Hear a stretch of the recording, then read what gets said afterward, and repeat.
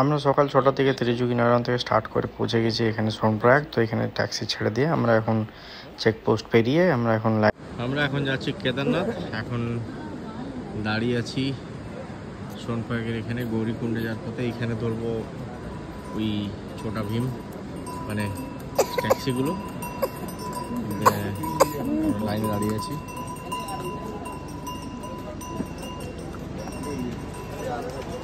সোনপ্রয়াগ থেকে কেদারনাথ যাত্রা শুরু হয়। এখানে মন্দাকিনী নদী একটু সামনে গিয়ে দেখতে পাবেন, পাশ দিয়ে বয়ে যাচ্ছে খুব সুন্দরভাবে মন্দাকিনী রিভার, যেটা কেদারনাথ থেকে নেমে আসছে। খুব পরিষ্কার স্পষ্ট জল। এই লাইনটা আস্তে আস্তে এগিয়ে যাচ্ছে। এখান থেকে সামনে ওখানে পুলিশ চেকপোস্ট আছে, ওখানে আবার আস্তে আস্তে ওখানে গাড়ি যে অনুযায়ী অ্যাভেলেবেল থাকবে সে অনুযায়ী আবার চাপিয়ে লোকজনকে পেরিয়ে যাবে। তো এইখানে লাইন করে যেতে হয়, ওখানে সামনে পুলিশ থাকে।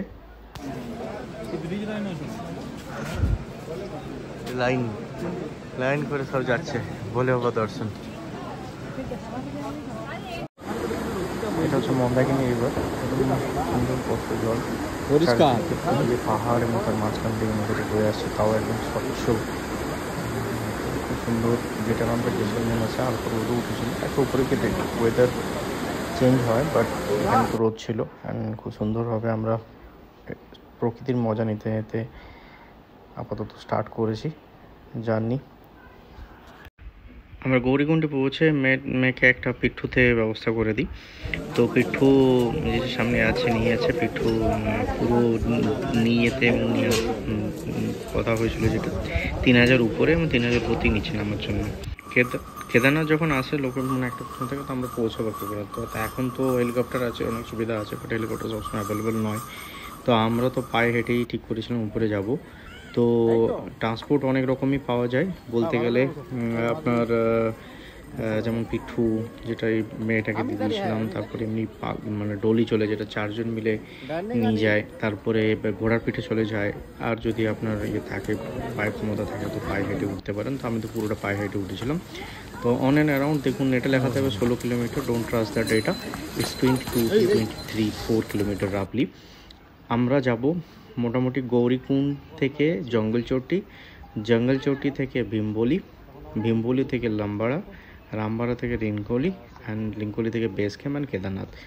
তো গৌরীকুণ্ড থেকে যে জঙ্গলচটি 4 কিলোমিটার, জঙ্গলচটি থেকে ভীমবলি অ্যারাউন্ড 6 কিলোমিটার, আর ভীমবলি থেকে রামবাড়া হচ্ছে 1 কিলোমিটার, রামবাড়া থেকে লিঙ্কোলি হচ্ছে 4 কিলোমিটার, ওইখান থেকে আবার বেস ক্যাম্প হচ্ছে 3.5, অ্যান্ড লাস্টে হচ্ছে একটু খাড়া, যেটা 1.5 কিলোমিটার। তো যদি মোটামুটি হিসাব করা হয় রাফলি ওই দেখবেন अराउंड 22 এরকম আসছে। देखो केदारनाथ का अभी खुला था, अभी बादल हो गया और बारिश तो गिर ही रहा है। अभी पूरा एकदम जैसे लग रहा है इसके अंदर से चल रहा है, क्लाउड के अंदर से। तो क्या सीन है, माय गॉड, देखो जबरदस्त।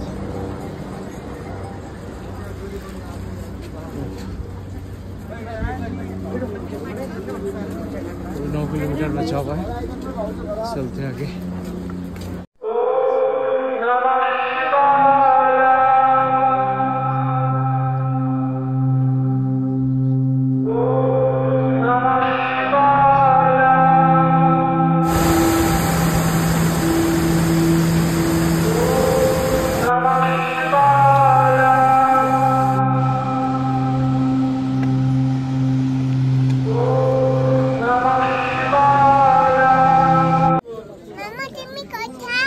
তাড়াতাড়ি এসো,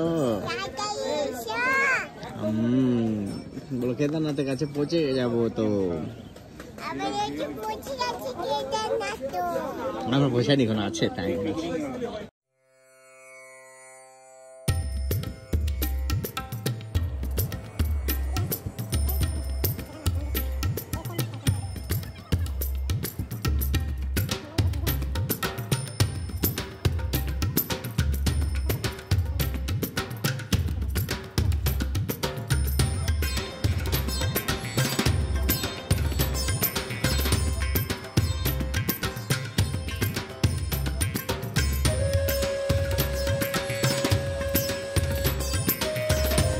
বরফের চাই কেদারনাথে ঢোকার পথে বরফ হয়ে গেছে এখানটা।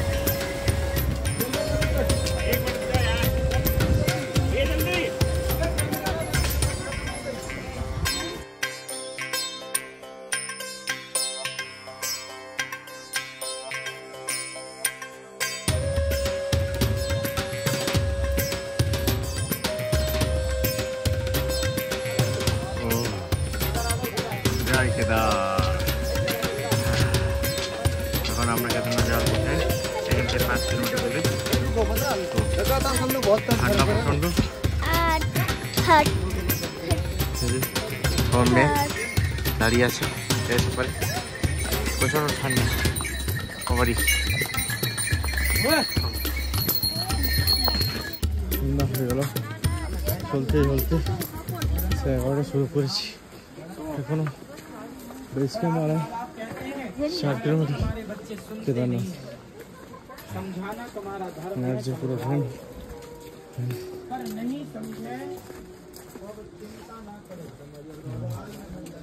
রাস্তা দেখো যেমন এই যে কেদারনাথ।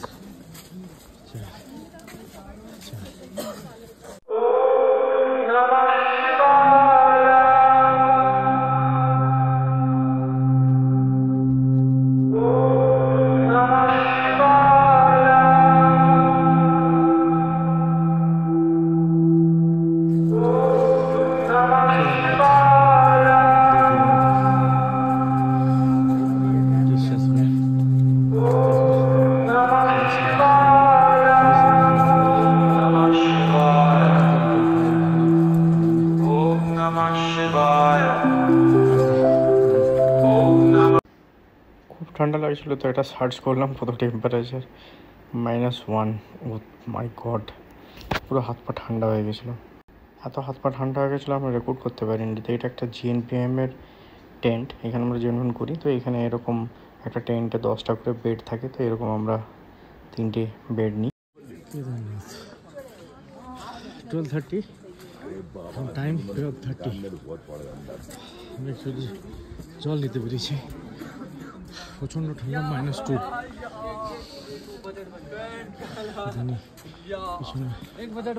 नज़ारा कैसा आ रहा है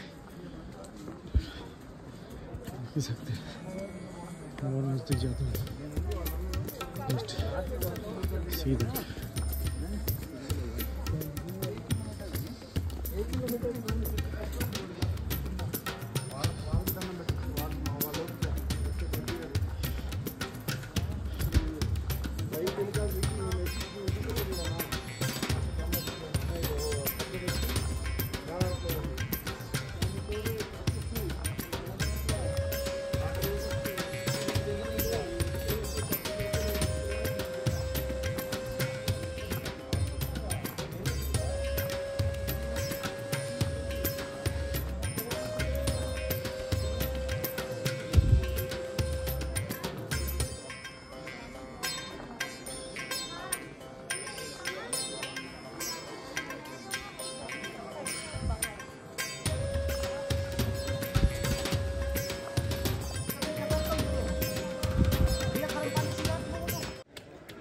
আমরা এখন কেদারনাথ ধাম, এখানে এরকম টেন্ট, আমরা এরকম একটা টেন্টে আছি। এখানে জিন টেন্টে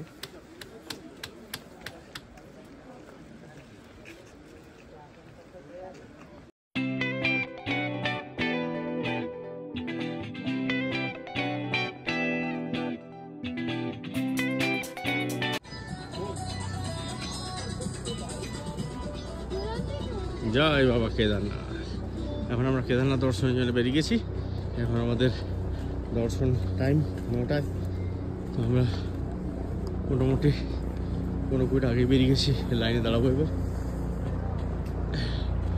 উপরে মন্দির চূড়াটি দেখতে পাচ্ছি, সামনে গিয়ে আরও দেখতে পাবো। এইখানে সামনে হেলিপ্যাড, নামা ওঠা। তো যারা হেলিকপ্টার টিকিট পাবে তারা এখানে আসতে পারবে।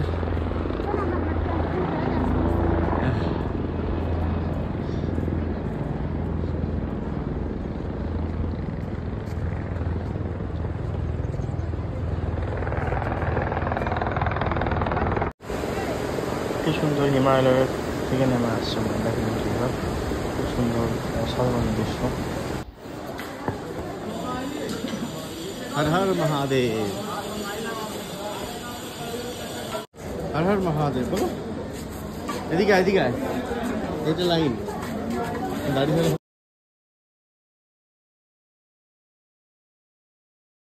এখন আমরা কেদারনাথ মন্দিরের লাইনে দাঁড়িয়ে আছি। হ্যাঁ, কালকে রাতে পৌঁছেছি কমসে কম 11টার সময়, পুরোটা চলে এসেছি। তো ভীষণ ঠান্ডা ছিল, তো মোটামুটি 10 ঘন্টা টাইম লেগেছিল চলে আসতে। এখন এখানে জিএনভি মানে একটা টেন্ট আছে, ওখানে থেকে ওখানে মোটামুটি রাতটাকে স্টে করে সকালে বেরিয়ে গেছি। এখন আমরা দাঁড়িয়ে আছি লাইনে 9টা থেকে 10টা। এখন টোকেন সিস্টেম চালু করেছে, তো যে টোকেন অনুযায়ী সে টোকেন অনুযায়ী পাঠাবে। এবার সামনে কিরকম ভিড় সে অনুযায়ী লাইন এগোবে। তো আমরা এখন টোকেন অনুযায়ী দাঁড়িয়ে গেছি, আমাদের যে টাইম আছে। এবার দেখবো কতক্ষণ টাইম লাগে। ভেতরে তো ফটো তুলতে দেবে না, বাইরে থেকে নেবো। আর এ হচ্ছে আশেপাশে ভিউ। এখানে আশেপাশে কিছু দোকান,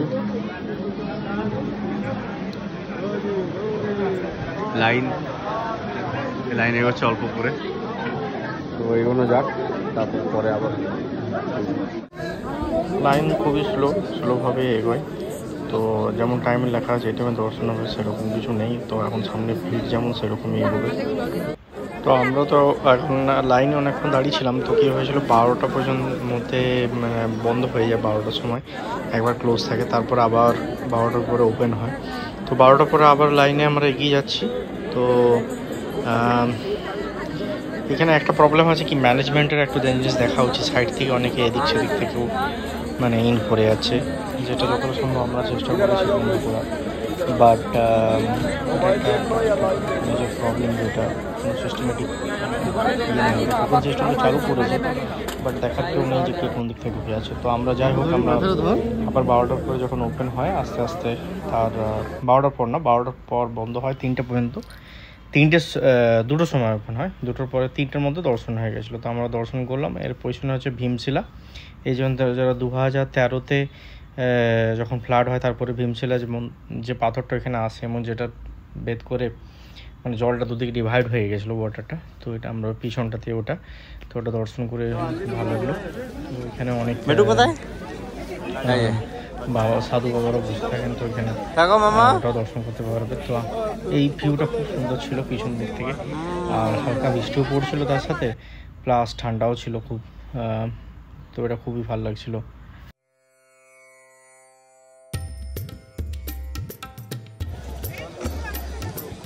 দিচ্ছি দাদা, এটা হচ্ছে কেদারনাথ মন্দির।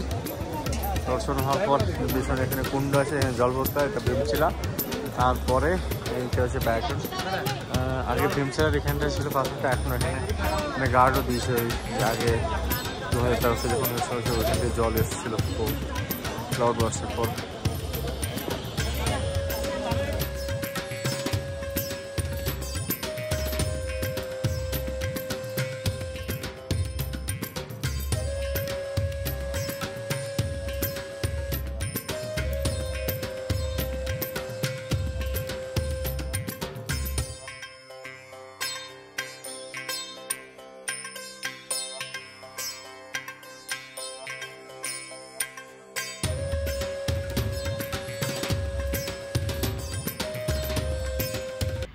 আমরা মোটামুটি দর্শন হওয়ার পর 3টের পরে স্টার্ট করে দিয়েছিলাম নিচে নামতে। তো আমরা অনেকটা রাত হয়ে গেছিলো নামতে। ওই মোটামুটি 11টার দিকে আমরা নেমে এসেছিলাম। তো আমরা নেমে তারপরে ওখান থেকে মানে গাড়ি চলে, তো আমরা গৌরীকুণ্ড থেকে তারপরে আবার বেরিয়ে যাই সোজা সোনপুর আগের দিকে। আমরা গৌরীকুণ্ডে নেমে আসি। তো গৌরীকুণ্ডে ওইখানে এটা আমাদের যাওয়ার সময় দর্শন হয়নি। তো আমরা যখন নেমে আসি তো একটু টাইম পাই। তো এখানে মন্দাকিনী রিভার, যেটা গৌরীকুণ্ডে মানে যেটা কেদারনাথ থেকে সেটা নেমে আসে, সেটা এদিক থেকে বয়ে যায়। আর পাশে একটা আছে তপ্তকুণ্ড, যেখানে অনেকে স্নান করে, যেটাকে তো পুরো হট ওয়াটার, গরম জল। তো একদিকে ঠান্ডা জল বয়ে যাচ্ছে আর একদিকে গরম জল। তো আমরা ওইখানেও ওই তপ্তকুণ্ড গৌরীকুণ্ডের ঠিক নিচে, এটা অনেকে স্নান করে। গরম জল, এখান থেকে গরম জল চান করছে অনেকে, গরম ধোঁয়া হচ্ছে, দেখো জলটা গরম থাকে। সাইন্টিফিক রিজন কিছু নেই হয়তো, এদিকে যেটা প্রচণ্ড ঠান্ডা আর দিকে গরম জল।